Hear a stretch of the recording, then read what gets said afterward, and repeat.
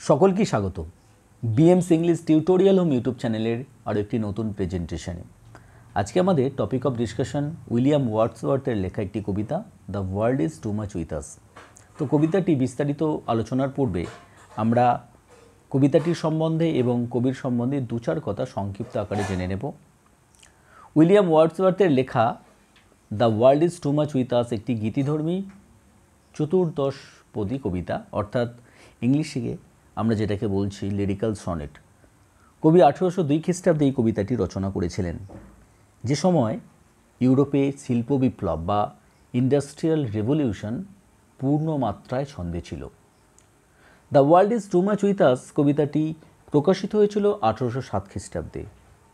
First industrial রেভলিউশনের ফলে সারা ইউরোপব্যাপী জনগণ সম্পূর্ণভাবে পার্থিব জিনিসের প্রতি আসক্ত হয়ে পড়েন, অর্থাৎ মেটেরিয়ালিস্টিক অবজেক্ট গেনিং করার পিছনে ছুটতে থাকে। বলা যেতে পারে মানি মেকিং প্রসেসে আবদ্ধ হয়ে পড়েন এবং প্রকৃতি থেকে তাদের দূরত্ব ক্রমাগত বাড়তেই থাকে। কবি উইলিয়াম ওয়ার্ডসওয়ার্থ এই কবিতাটির মধ্য দিয়ে মানুষের এই তীব্র আসক্তির প্রতি কঠোর সমালোচনা করেছেন এবং প্রকৃতি থেকে এই যে মানুষের দূরত্ব ও অনীহার জন্য তিনি দুঃখ প্রকাশও করেছেন। তো যেহেতু এই কবিতাটি একটি সনেট, তো সনেট সম্বন্ধে আমরা বিস্তারিতভাবে একটু জেনে নেব তোমাদের সুবিধার্থে। সনেট হলো একটি 14 লাইন বিশিষ্ট কবিতা। সমগ্র কবিতা জুড়ে একটি ধারণা, বলা যেতে পারে একটি চিন্তাধারা প্রবাহিত হয়। সনেট বিভিন্ন ধরনের হয়ে থাকে, যেমন Petrarchan sonnet, Shakespearean sonnet. The world is too much with us এটি একটি ইতালিয়ান সনেট, যা পেট্রাকান সনেট নামেও পরিচিত। ইতালীয় রেনেসাঁস কবি ফ্রান্সিসকো পেট্রাকের নাম অনুসারে আর কি এই সনেটের নামকরণ করা হয় পেট্রাকান সনেট, যিনি কবিতার এই ফর্মটিকে, অর্থাৎ এই সনেটকে সারা বিশ্বব্যাপী জনপ্রিয়তার শিখরে পৌঁছে দিয়েছিলেন, অর্থাৎ তার হাত ধরেই সনেট কিন্তু বিশ্বব্যাপী খ্যাতি অর্জন করেছিল। তো এই ধরনের সনেটগুলি দুটি ভাগে বিভক্ত, অক্টেভ এবং সিস্টেটিভ। অক্টেভ কথার অর্থ হচ্ছে 8 এবং সিস্টেট কথার অর্থ হচ্ছে 6 বা শতক। অক্টেভকে অষ্টকও বলতে পারি।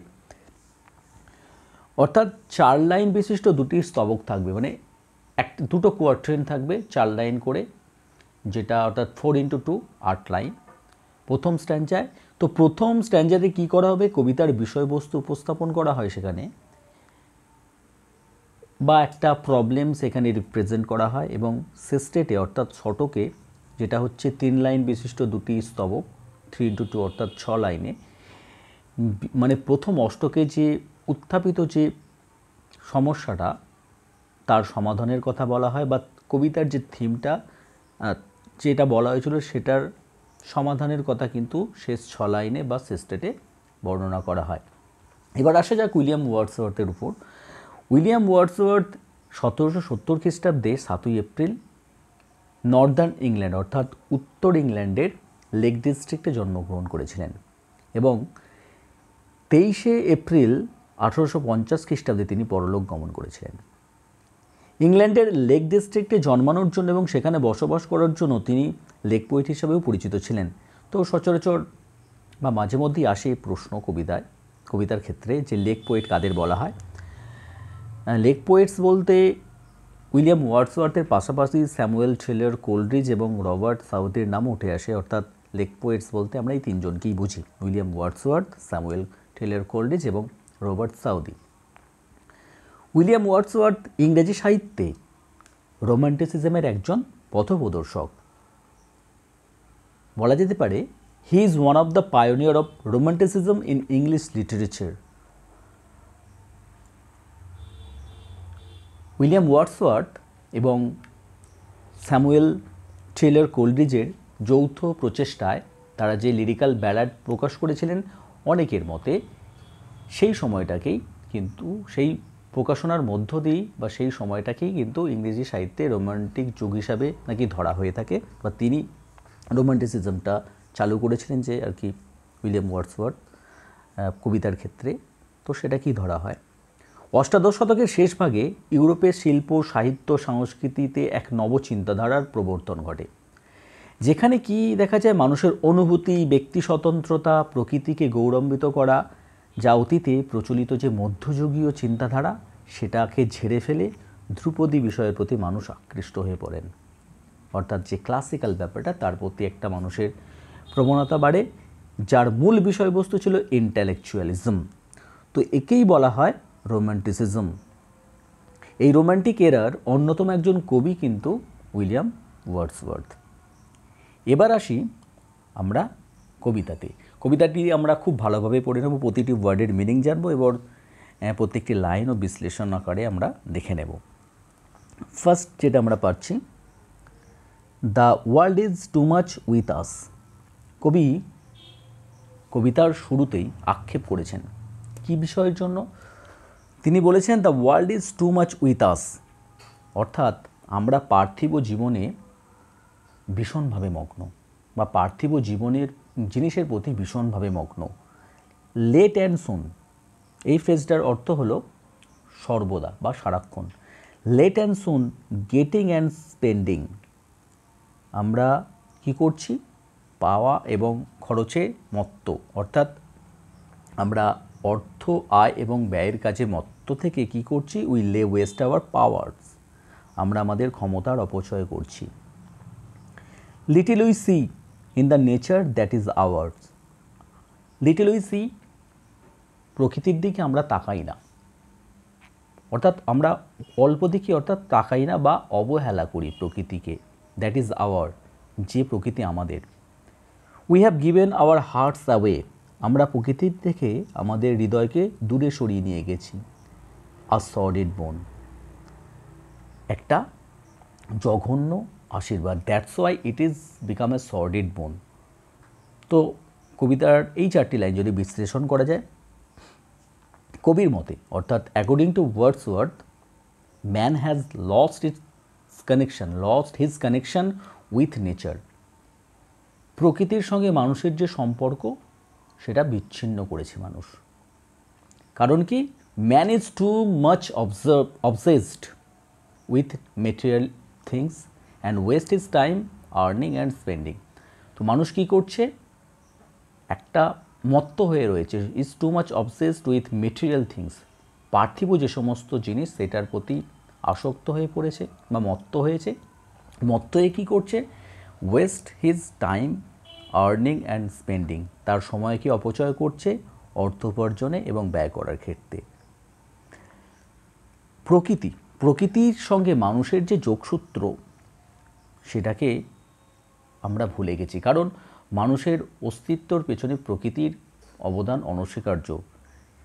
তো এখানে এই যে ফ্রেজটা আ সর্ডেড বুন, we have given hour hertz away, তো আমরা প্রকৃতির থেকে সেই রূপরস সৌন্দর্য থেকে আমরা মুখ ফিরিয়ে নিয়েছি। দ্যাটস ওয়াই ইটস বিকেম এ সর্ডেড বুন। বুন কথার অর্থ হচ্ছে ব্লেসিং বা আশীর্বাদ। বুন কথার অর্থ হলো ব্লেসিং বা আশীর্বাদ, কিন্তু সেটা সলিড কেন? সেটা কেন ঘৃণ্য বা জঘন্য কেন?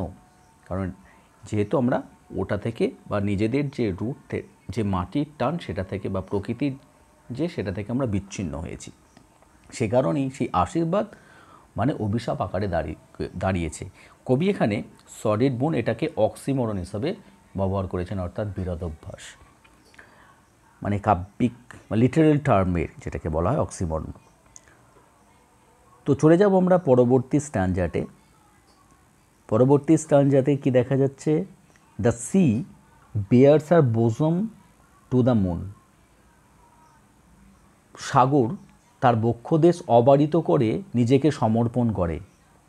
The winds that will be howling at all hours. বাতাস সারাক্ষণ সশব্দে বয়ে চলেছে, অর্থাৎ গর্জন করে। হাউলিং কথার অর্থ হচ্ছে আর্তনাদ করে। এখানে সশব্দে বাতাস সারাক্ষণ বয়ে চলেছে। And up gathered now like sleeping flowers. আবার কখনো কখনো বাতাস কী হচ্ছে? একত্রিত ফুলের নয়, নিদ্রায় মগ্ন। ফর দিস, ফর এভরিথিং, এই সমস্ত কিছুর বা এই সমস্ত কিছু থেকে, for this, for everything we are out of tune. এ সমস্ত কিছুর থেকে, অর্থাৎ প্রকৃতির যে সুর সে সুর থেকে আমরা বিচ্ছিন্ন হয়েছি, we are out of tune. আমরা যে ন্যাচারাল রিদম বা ন্যাচারাল যে স্বাভাবিক যে ছন্দ, জীবনের যে স্বাভাবিক ছন্দ, তা থেকে আমরা বিচ্ছিন্ন, সেই সুর হতে আমরা বিচ্ছিন্ন। তো এই উপরে 4টি লাইনের মধ্যে 4টি লাইন দ্বারা কবি প্রাকৃতিক সৌন্দর্যের বর্ণনা করেছেন, যে সৌন্দর্যের প্রতি বেশিরভাগ মানুষ আসক্তিহীন। সমুদ্র, বাতাস এবং ফুলের যে বর্ণনা করতে দিয়েছেন কবি, তো এখানে এই বর্ণনা করতে গিয়ে তিনি পার্সনিফিকেশনের ব্যবহার করেছেন। পার্সনিফিকেশন কথার অর্থ হচ্ছে ব্যক্তিত্বারোপ। তো এই যে সি, মুন, ওয়াইন্ড, এগুলো তো ইনঅ্যানিমেট অবজেক্ট, এগুলো তো অপ্রাণীবাচক বস্তু, তো তাদেরকে কবি ব্যক্তিত্বারোপ করেছেন বা পার্সনিফিকেশনের মধ্য দিয়ে। কি কেন তিনি ব্যবহার করেছেন? এর ব্যবহার করেছেন বা পার্সনিফিকেশন ব্যবহার করেছেন পাঠকের সঙ্গে প্রকৃতির যে একটা যোগসূত্র স্থাপনের জন্য। The sea bares her bosom to the moon suggest. তো এই লাইনটার দ্বারা, ফার্স্ট লাইনটার দ্বারা, এখানে দ্বিতীয় স্ট্যান্জার ফার্স্ট লাইনটার দ্বারা কবি কী মন্তব্য করেছেন? অ্যান ইন্টিমেসি, একটা অন্তরঙ্গতা। কার মধ্যে অন্তরঙ্গতা? Between the sea and the moon, চাঁদ এবং সাগরের মধ্যে। দ্য হাউলিং উইন্ড, নেক্সট যেটা আমরা পাচ্ছি, দ্য হাউলিং উইন্ড মানে আর্তনাদকারী বাতাস বা গর্জনরত বাতাস, এই ফ্রেজটির দ্বারা বা এই ফ্রেজটির মধ্য দিয়ে মানুষের আবেগের কথা তুলে ধরেছেন। এক কথায়, nature is an inseparable part of human existence. মানুষের যে অস্তিত্ব, সেই অস্তিত্বের একটা অবিচ্ছেদ্য অংশ হলো প্রকৃতি। প্রকৃতি ছাড়া মানুষের অস্তিত্ব অসম্ভব। পার্থিব সম্পদের প্রতি, অর্থাৎ মেটেরিয়ালিস্টিক যে অ্যাসপেক্ট, তার প্রতি আসক্ত হয়ে মানুষ বা তার প্রতি লোলুপ হয়ে মানুষ প্রকৃতিকে ভুলে গেছে, সেই কথাই কবি উল্লেখ করেছেন এই লাইনগুলির মধ্য দিয়ে। চলে যাব আমরা নেক্সট লাইনগুলির দিকে। ইট মুভস আস নট, এটা